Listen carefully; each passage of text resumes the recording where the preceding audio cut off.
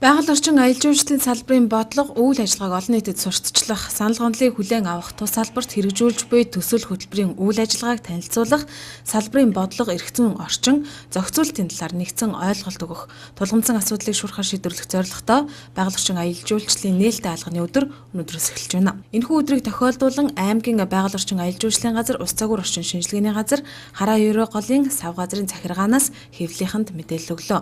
Нээлттэй алганы өдөр энэ сарын 21-ний өдрийг хүртэл үргэлжлэн явагдах бөгөөд энэ хүрээнд Дархан, Хонгор, Орхон, Шарангуй сумын иргэдэд байгаль орчны бодлого үйл ажиллагааг сурталчлах хажээ. За Монгол Улсын засгийн газрын тухай хуулийн 24/2 заасны дагуу байгаль орчин аялал жуулчлалын сайдын 2018 оны 3 сарын 6-ны өдрийн доороо 52 тоот тушаал гарсан. Энэ нь болохоор ямар тушаал вэ гэхээр сайдын тушаал маань энэ 3 дугаар сарын 14-өөс 21-ний өдрүүдэд байгаль орчин аялал жуулчлалын салбарын бодлогыг хэрэгжүүлэх, тулгымдсан асуудлуудыг шийдвэрлэх, орон нутагт ажиллаж байгаа салбар байгууллагуудын үйл ажиллагааг ард иргэдэд олон нийтэд танилцуулах, ард иргэд олон нийтийн санал хүсэлтийг хүлээж авах юм 14-өөс 21-ний өдөр 8 өдрийн юм нээлттэй хаалганы өдрийг зохион байгуулахаар болсон ийм шийдвэр ирсэн. Нээлттэй хаалганы өдрөөрөө иргэдэд одоо юу илүү сурталчилж таниулж мэдүүлэх вэ гэхээр ер нь бол бас хийгдэж байгаа энэ судалгаа шинжилгээний хажиг нэгтгсэн энэ тайлангуудыг бид нар одоо бэлдлээ. За одоо жишээлх юм бол агаарын бохирдлын их усрын тооллогын судалгааны ажлын тайлан бэлдлээ. За өнгөрсөн 12 дугаар сард Дархан сум орчмын агаарын чанарын наривчсан үнэлгээ хийгдсэн байгаа. За энэ үнэлгээний ажлын тайлан бэлдлээ.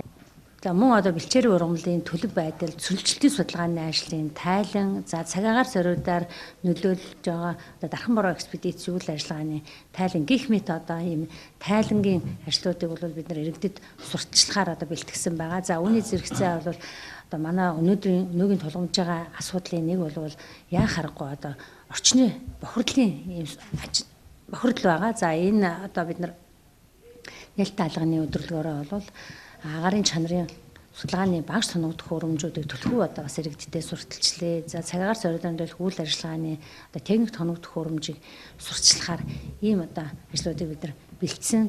Монгол улсад нийтдээ 21 сав газрын захиргаад үйл ажиллагаа явуулж байна. Төрийн захиргааны байгууллага, усны судалгаа шинжилгээ одоо явуулдаг.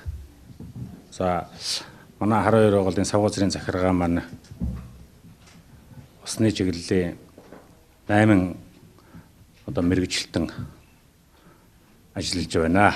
Нээлттэй хаалганы өдрийг одоо бид сав газрын хэмжээнд за салбарын байгууллагуудтайгаа хамтарч одоо Дархуул аймагта 7 хоногийн хугацаатай зохион байгуулахаар за мөн сумдууд руугаа одоо мэргэжилтэн хүмүүсүүдэд явуулж усны одоо чиглэлийн одоо байгаль орчны чиглэлээр иргэдэд одоо сурталчлах ийм ажлыг эхлүүлж ажиллаж эхлээд байна.